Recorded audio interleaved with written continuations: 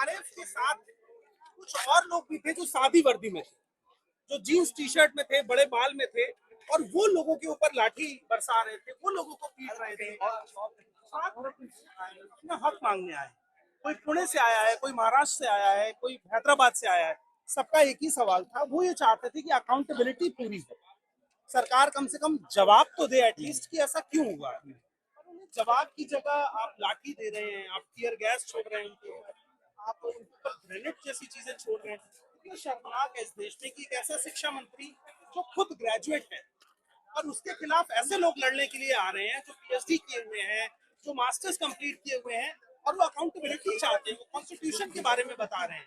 वो पीटने के बाद भी कह रहे हैं कि आप आज हमें पीट रहे हो ये, लेकिन हमारा एक राइट सवाल करने का। और सबसे दुखद ये था कि कॉकरोच होना, यूथ होना इस देश में कोई अपराध नहीं है। आप यूथ हैं, आप एक सवाल पूछ सकते हैं, आप लोगों से पूछ सकते हैं, सरकार से कम ये पूछ सकते हैं कि आखिर ऐसा क्यों हो रहा है। 10 साल में 148 पेपर लीक। आपसे अच्छा तो एक प्लम्बर है कि वो घर का लीक तो ठीक कर देता है।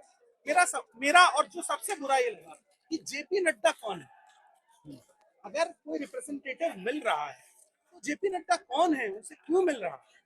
रिप्रेजेंटेटिव अगर मिलेगा तो या तो गृह मंत्री से मिलेगा। आप उसको एक राइट मूव मानते हैं सीजेपी का? मैं मानता हूँ कि ये प्रोटेस्ट को डिमीन करना था कि आपने जेपी नड्डा के सामने जाके पूरी रिप्रेजेंटेशन दी। हाँ, तो मुझे यहाँ ना बहुत लोग राघव ऐसे जो बोल रहे हैं कि सब कुछ अच्छा जा रहा था लेकिन इन्हें जाके मिलना नहीं चाहिए था जेपी नड्डा से, इससे नाराज है।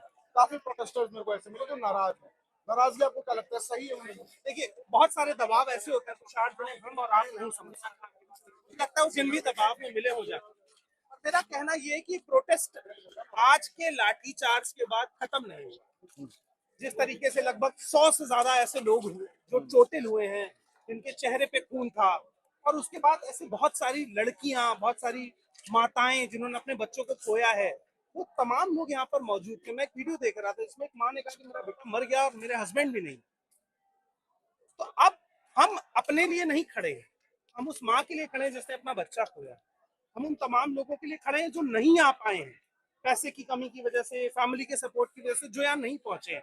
हम उन सब का रिप्रेजेंटेशन कर रहे हैं और हम यहाँ अपनी आखिरी सांस तक खड़े हैं और खड़े रहेंगे, क्योंकि ये सिस्टम शायद बहरा है, ये नहीं सुन रहा।